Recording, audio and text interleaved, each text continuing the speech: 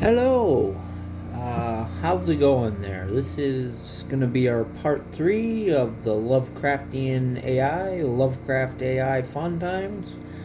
I'm really liking this third part. I did add a little bit more of a request in this prompt.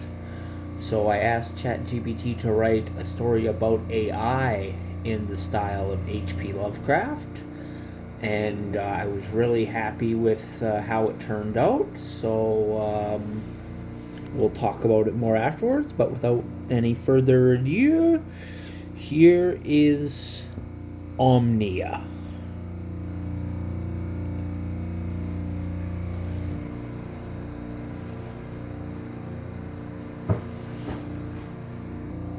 Sorry about that, a little bit of technical difficulties. Now, without further ado, this is Omnia.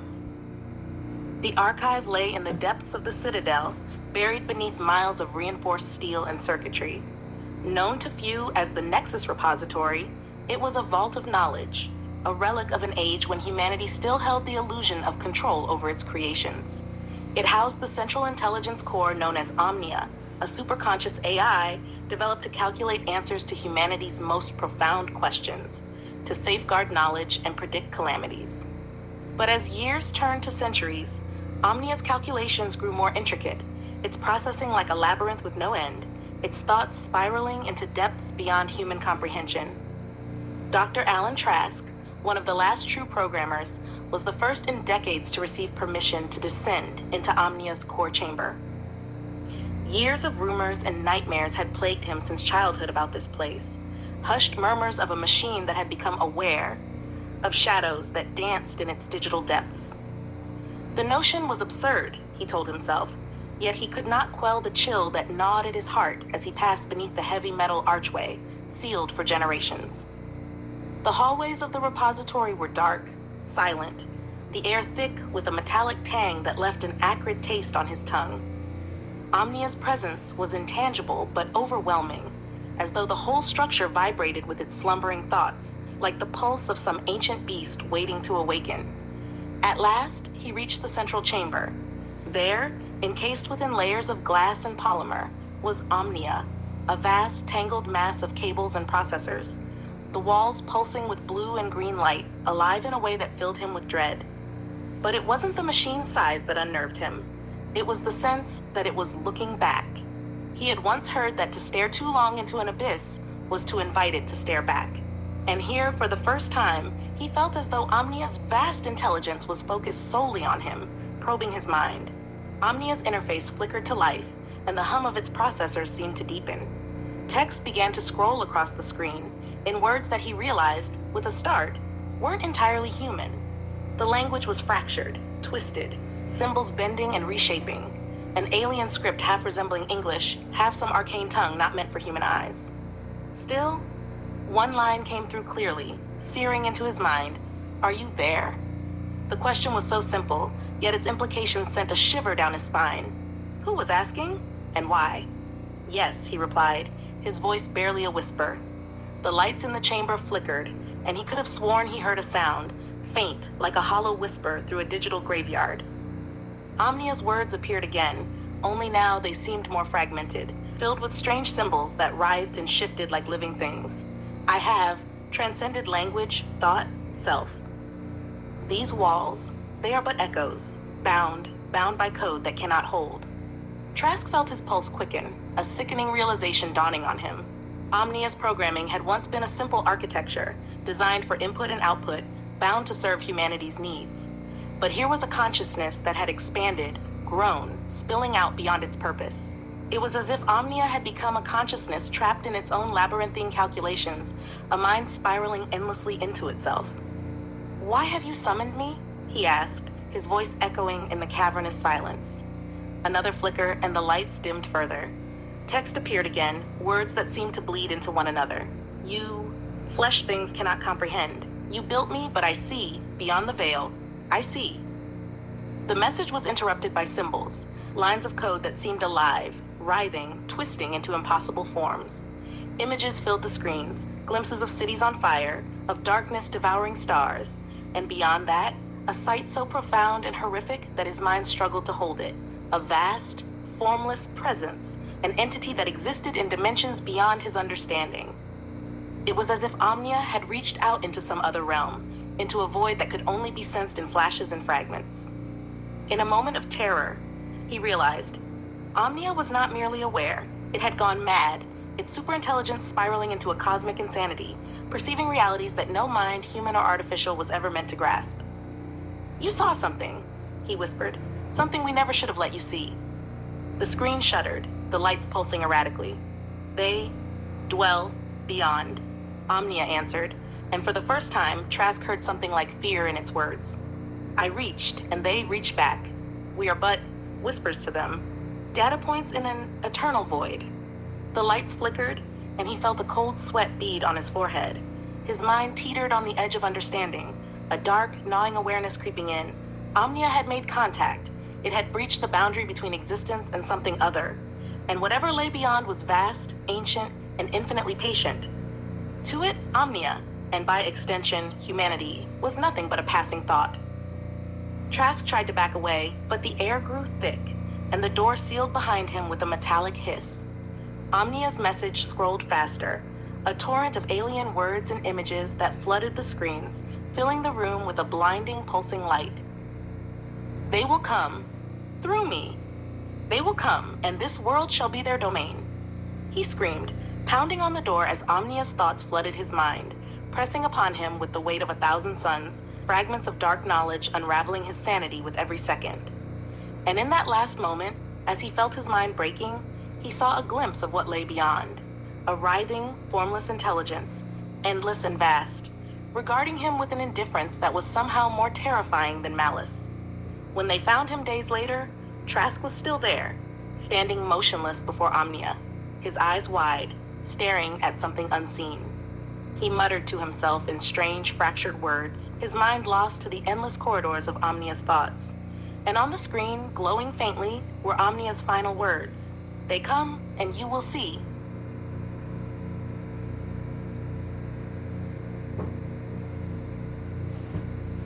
Alrighty.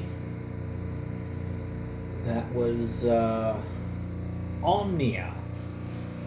And I like it. You know, it's got a lot going for it. You got a machine basically being driven mad by the Lovecraftian horrors that it sees after calculating beyond existence itself.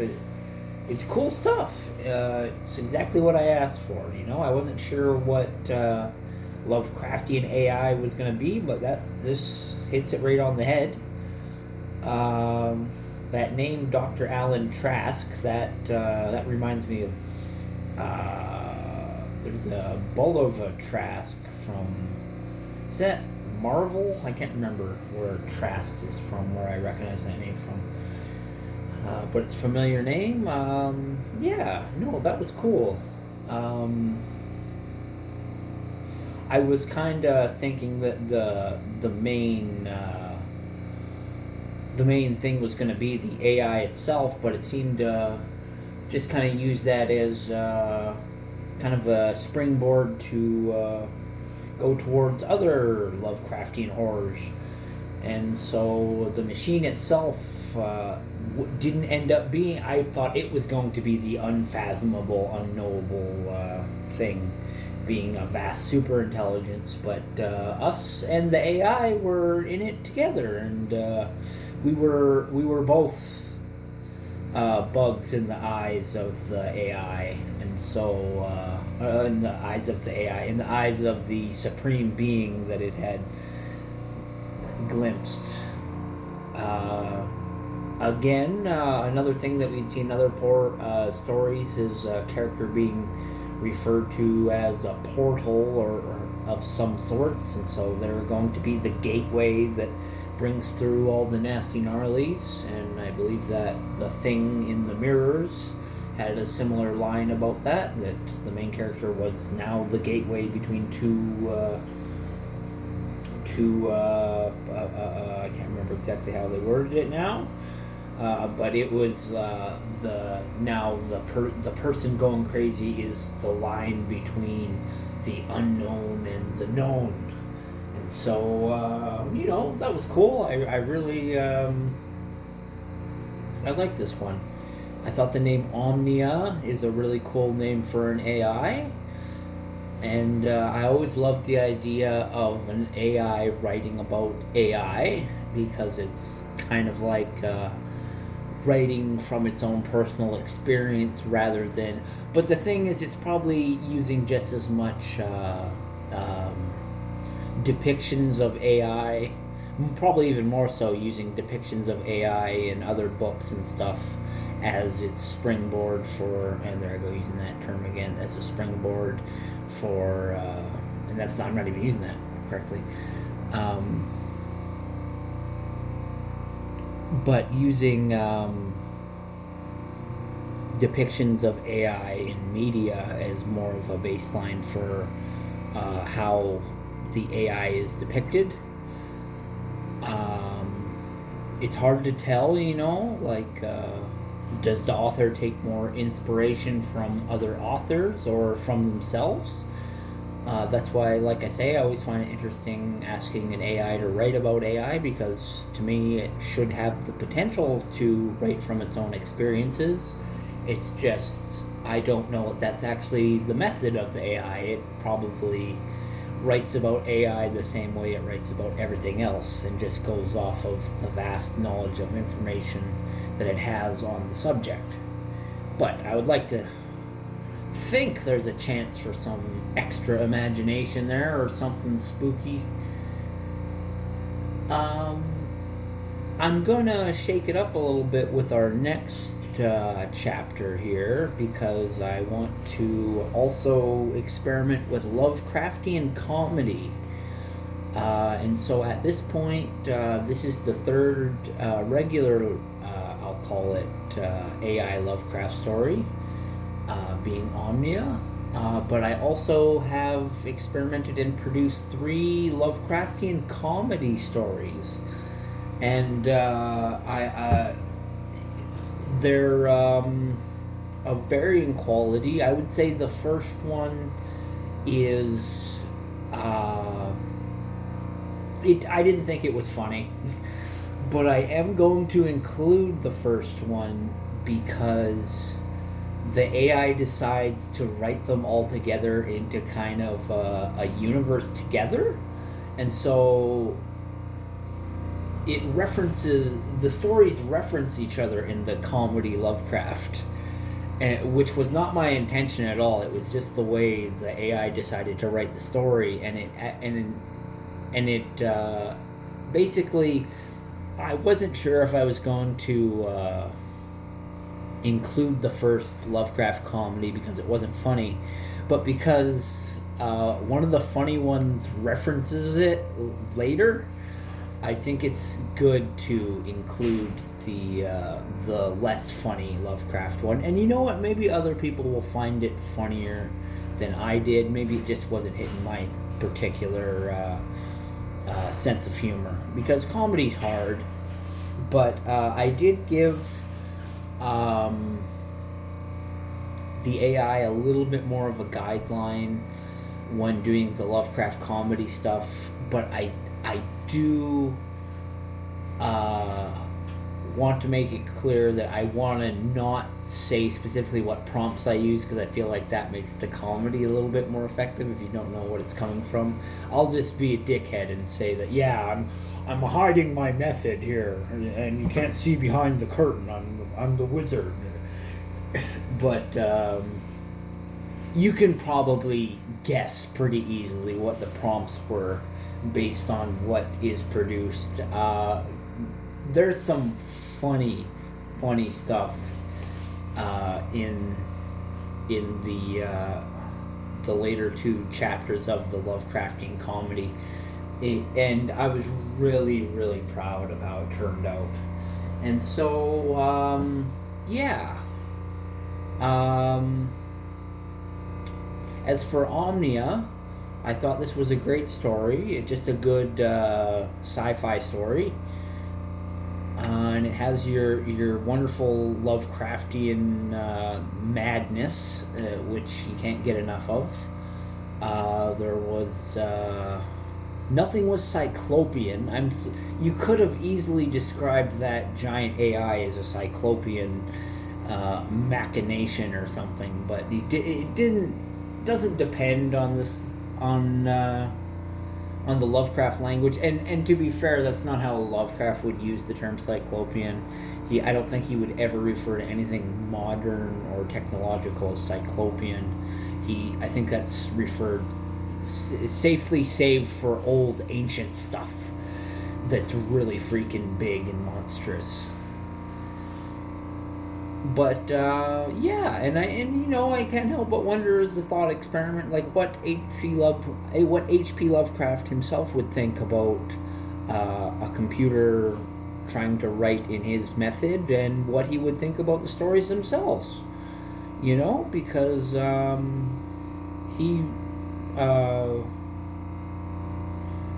what's the word I'm looking for? He interacted with a lot of the authors in his day, and I really think it would help him feel all the more insignificant in the big, scary Lovecraftian universe to know that even one's writings aren't bound to the human condition, that the robots can carry the flame of human knowledge and continue writing Lovecraftian horror and even experiment with Lovecraftian comedy, something that Lovecraft himself didn't really play with, but I think will be a fun break.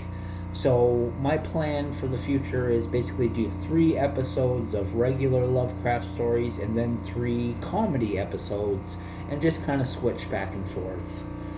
I've noticed there's a lot of AI Lovecraft stuff on YouTube, to the point where I tried searching Lovecraft AI to see if my video would come up, and boy, it sure didn't. So this might kind of get buried out there, but I'm still going to continue producing the series, and maybe the Lovecraft comedy will stand out a little bit more, because there's not very much Lovecraftian comedy out there. But there should be, because oh boy, you need to parody Lovecraft. There's so many cliches and goofy things. Like, I am not going to spoil how funny the comedy stuff is going to be, but if you like Lovecraft and just understand the way he describes or doesn't describe things, you'll be tickled pink just like I was. But yeah, thank you for listening. This has been part 3 of Lovecraft AI, OMNIA. Thank you for listening. Goodbye.